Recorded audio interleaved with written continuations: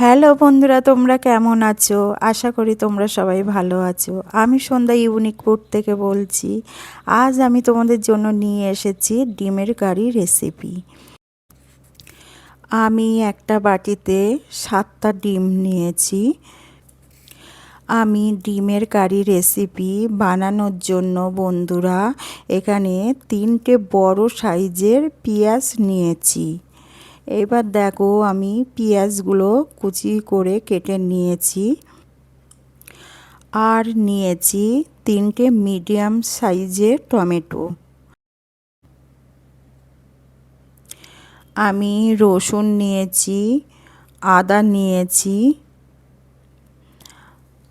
আমি এবার আদা আর রসুনটা বেটে নেব।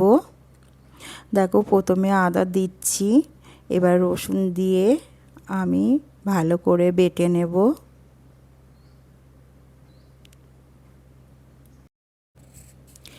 কেটে রাখা টমেটোগুলো এবার বেটে নেব।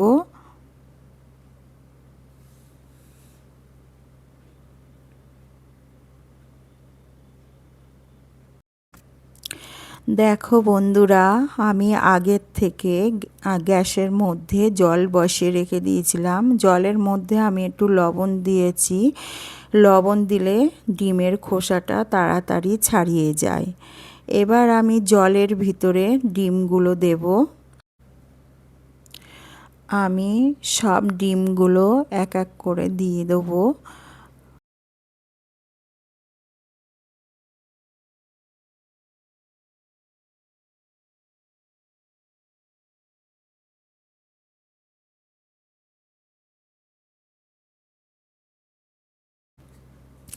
সাতটা ডিম আমি জলের মধ্যে দিয়ে দিয়েছি। আমার এই ডিমগুলো সিদ্ধ করতে সময় লেগেছে 10 মিনিট। এবার আমি কড়ার ভিতরে তেল দিয়েছি। বন্ধুরা, আমার ডিমের কারি করতে তেল একটু বেশি লাগবে। আমি তেলের ভিতরে লবণ দিয়েছি, হলুদ দিয়েছি। আমি ডিমের মধ্যে লবণ হলুদ মাখিয়ে নেইনি। আমি প্রথমে তেলের ভিতরে লবণ হলুদ দিয়ে তেলটাকে ভালো করে গরম করে নিয়েছি। নিয়ে আমি এখানে ডিমগুলো এক এক করে দিচ্ছি।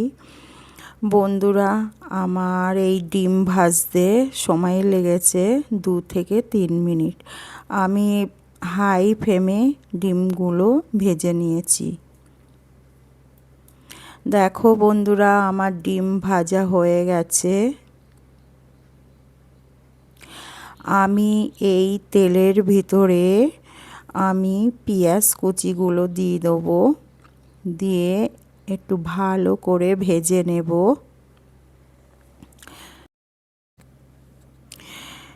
পেঁয়াজটা লাল করে ভেজে নিতে হবে।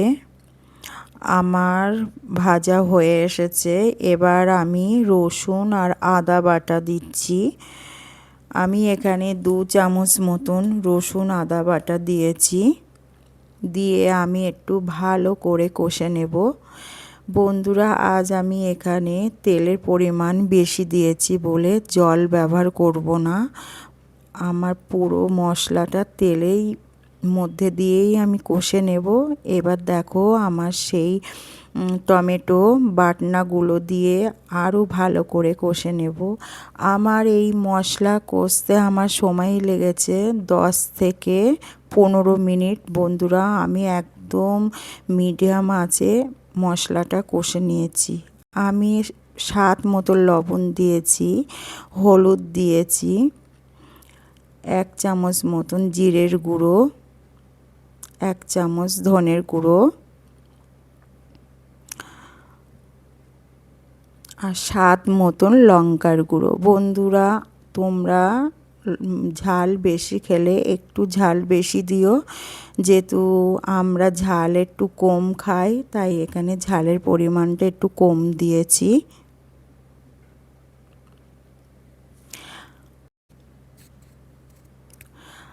আমার মশলা কষা হয়ে এসেছে।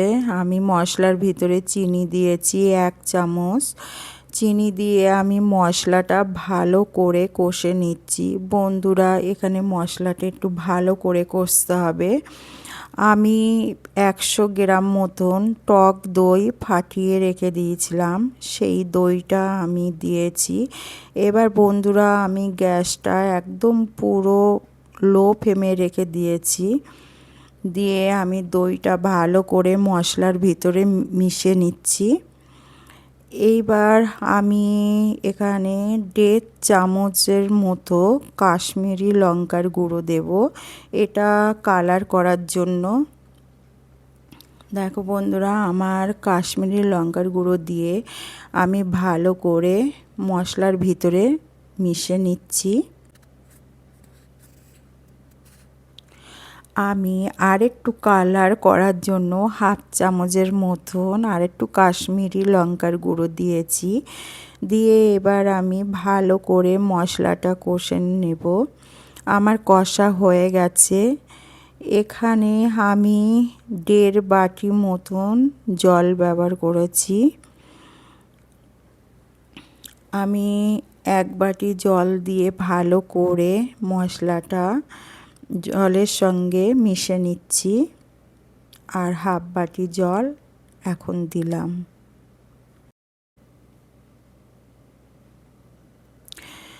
আমি এবার আমার মশলাটা জল দেওয়া হয়ে গেছে। এবার আমি ডিমগুলো কড়ার ভিতরে এক এক করে দিয়ে দিচ্ছি।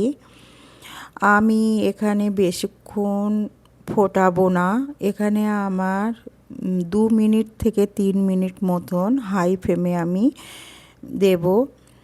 দেখো বন্ধুরা, আমার রেসিপি প্রায় হয়ে এসেছে। এবার আমি 1/2 চামচের মতন গরম মশলা দিয়েছি। আমি গরম মশলাটা ভালো করে মিশিয়ে নেব। দেখো আমার মেশানো হয়ে গেছে।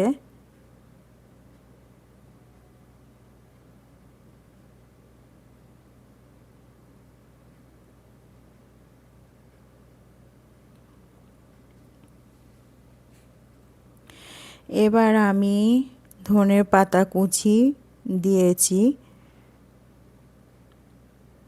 আমি ধনেপাতা কুচিগুলো দিয়ে একটু নাড়াচাড়া করে আমি এবার রান্নাটা নামিয়ে নেব।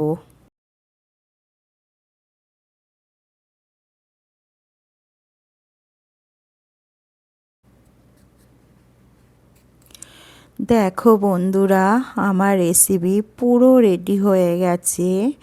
আমার এই রেসিপিটা কেমন হয়েছে তোমরা অবশ্যই কমেন্ট করে আমাকে জানিও। আর যারা এখনও সাবস্ক্রাইব করোনি তারা অবশ্যই সাবস্ক্রাইব করো। আর ভিডিওটা সকলের মধ্যে শেয়ার করে দিও। আর একটা লাইক দিয়ে আমার পাশে থেকো তোমরা।